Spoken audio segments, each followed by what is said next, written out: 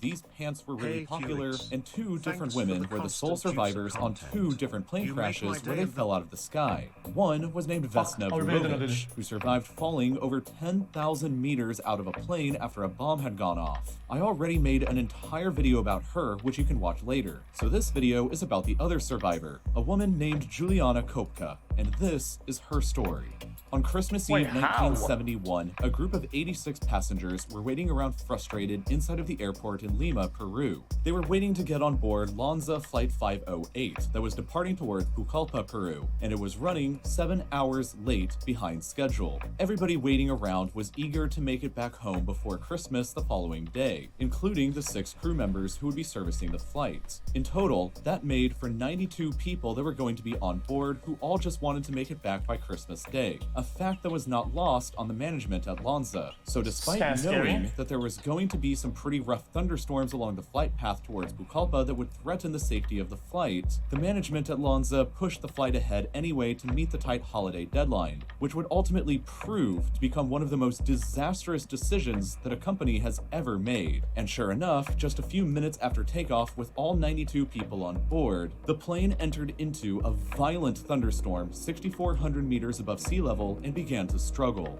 Juliana Kopka was only a 17-year-old girl who was sitting in a middle seat on the flight alongside her mother. She had just graduated from high school the day before, and they, like everyone else on board, were just trying to make it back to see the rest of their family before Christmas. When the airplane entered into the storm cloud, the turbulence began to get violent. Luggage was thrown about, and people could look out of the windows and see lightning swirling all around them. Everybody was, without a doubt, terrified. Until, eventually, the lightning struck the plane's left engine and caused a rapid structural failure. The plane descended into a full-on nosedive towards the earth. The roar of the engines kept getting louder and louder like a crescendo until suddenly, for Juliana Kopka, there was silence. The plane had completely disintegrated into pieces, and she found herself alone, still strapped into her seat, falling down outside of the plane towards the jungle below. She lost consciousness during the fall, and the next thing she knew, she woke up the following morning, still strapped into her seat on the jungle floor. Miraculously, she had somehow survived her fall, and nobody is really entirely sure how. However it happened though, she was still faced with another big survival problem. After she undid her seatbelt and got out of her seat, she was stranded all alone by herself deep inside of the Amazon rainforest without any supplies and only dressed in a mini dress with one single sandal. She had suffered a broken collarbone with deep cuts into her right arm and both of her legs during the fall. That's and not to make bad. matters worse, she was also severely nearsighted and had lost her glasses to the wind. It was very likely that despite her just miraculously surviving an entire fall from an airplane, she might Why are you die guys alone. saying question mark? Dude, it's not like she fell from her balcony, dude, or fell off the car or she just got out of a fucking plane crash flying fucking with her flying seat across the universe, bitch.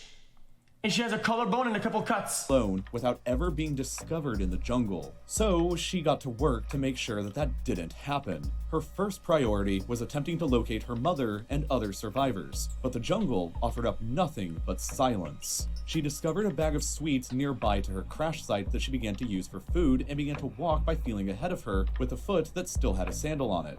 Frustratingly, she began to hear what had to be rescue planes flying above her, but she was never able to make contact with any of them through the dense canopy of the jungle. And after walking some distance, she eventually discovered a creek that she decided to wade down towards what she hoped would eventually be civilization somewhere. But the Amazon is vast. To put it into perspective, the rainforest is about the same size as all of India, with Greenland added in too just for good measure. It's enormous, shit! but at the time when Kopka was lost inside of it all, there were less than 200,000 people actually living there, which is less than one person every 27 square kilometers. As she was wading down the stream for days after days all alone, the temperature would fluctuate from being extremely hot during the day to cold at night. Chat, just a question, chat. The water and the salt or whatever it is could help heal the wounds, right?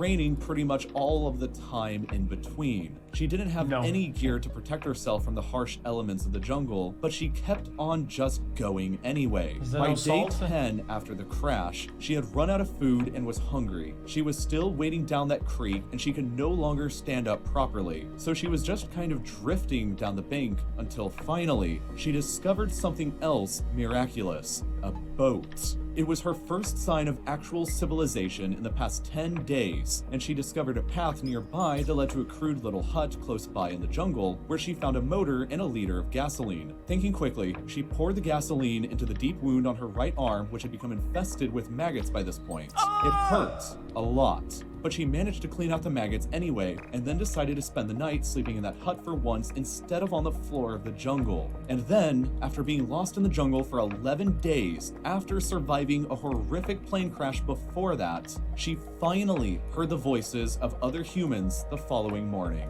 She left the hut to meet a group of loggers, and with that, she had finally been rescued from her ordeal. The loggers fed her and treated her wounds, took her back to their small village, and got a local pilot to fly her back out to civilization the next day, where she was finally reunited with her grieving father. Out of all 92 people who were on board Lonza Flight 508 during the crash, Juliana Kopka was the sole survivor. After recovering from her wounds, she volunteered to go back into the jungle with rescue teams to try and locate anybody else who might have survived. But unfortunately, no one else ever came out of that jungle alive.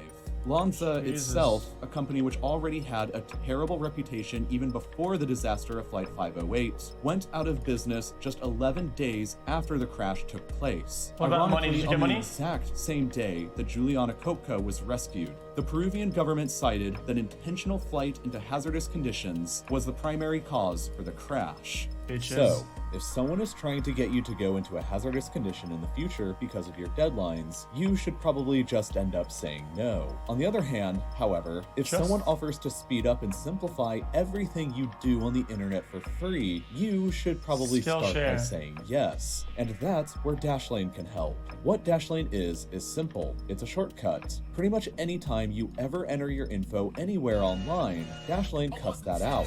So no more entering in your passwords. Holy shit, Bruli, you're crazy, man. Email or anything. They're all hope to meet you at TwitchCon. Thanks to the 100 small snakes and every Discord one day.